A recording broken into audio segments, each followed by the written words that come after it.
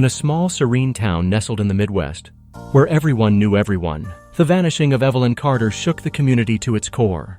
Evelyn, a 28-year-old nurse with a radiant smile and an unshakable work ethic, had never been the type to simply disappear. But one brisk October morning, she didn't show up for her shift at the local hospital. Her roommate, Clara, first thought Evelyn had gone for an early run. Her running shoes were missing, and so was her phone. But as the hours dragged on, a sense of dread settled in. Clara reported her missing by evening, prompting a search that would become the most exhaustive in the town's history. The web of secrets. Detectives quickly unraveled a peculiar detail. Evelyn had been receiving texts from an unknown number for weeks. The messages were cryptic, veering between affectionate and ominous. One read, "You're the only one who understands me." Another simply said, "Time is running out." The number was traced to a burner phone purchased 2 towns over. No CCTV, no witnesses. Evelyn's co-workers also mentioned that she'd been acting distracted lately, often glancing over her shoulder or jumping at sudden noises. A deeper dive into Evelyn's life revealed a series of cash withdrawals totaling nearly $10,000 over the past month. The money was unaccounted for, and her bank records showed no major purchases. What was she planning, or who was she paying? The investigation soon turned its gaze to Evelyn's ex-boyfriend, Mark. A contractor with a temper, Mark had a history of arguments with her. Their relationship had ended abruptly 6 months prior, with Evelyn citing his jealousy and controlling nature. When questioned, Mark admitted he still cared for Evelyn, but denied knowing anything about her disappearance. However, his alibi was shaky. Mark claimed he'd been working late at a job site the night before Evelyn vanished, but his co-workers couldn't confirm his presence after 8 p.m. Even more damning, detectives found the same brand of burner phone in Mark's car. During a search, under mounting pressure, Mark confessed to sending the texts, but he swore he never meant any harm. "I just wanted to talk to her again," he said, visibly shaken.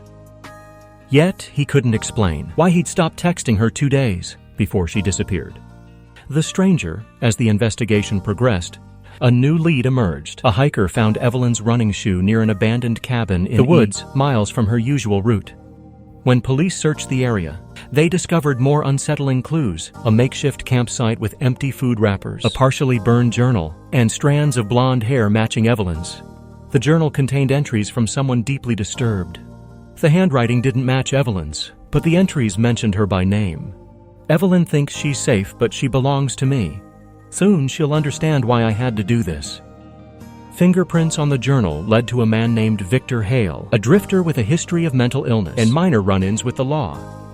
Victor had been spotted in town weeks earlier, doing odd jobs and asking questions about locals. The breakthrough. When police finally tracked Victor to a secluded barn, he tried to flee but was quickly apprehended. In his possession was Evelyn's phone, wiped clean of data. Under intense interrogation, Victor admitted to watching Evelyn but insisted he didn't harm her. "She's not gone," he said cryptically. "She's waiting to be found." With Victor in custody, detectives pressed him for Evelyn's location. His erratic statements led them to believe she might still be alive. Search teams combed the area surrounding the barn, and after hours of scouring dense woods, they found a storm shelter concealed under debris. Inside, they discovered Evelyn, alive but frail. Chained to a wall, she had been missing for 6 harrowing days. The aftermath: Evelyn's rescue was met with relief and disbelief. She revealed that Victor had abducted her during her morning run, drugging her and taking her to the shelter. He rambled about how she was chosen to help him start a new life away from society. Victor was charged with kidnapping, false imprisonment, and several other offenses. Mark, though cleared of any direct involvement, faced charges for harassment due to his obsessive behavior, threatening messages. Evelyn's recovery was slow but steady. The ordeal left scars, both physical and emotional, but she refused to let it define her. She became an advocate for missing persons, using her experience to push for stronger community awareness and safety measures. The quiet town slowly returned to normal, though the story of Evelyn Carter's disappearance remained a chilling reminder that even the safest places can hide the darkest secrets.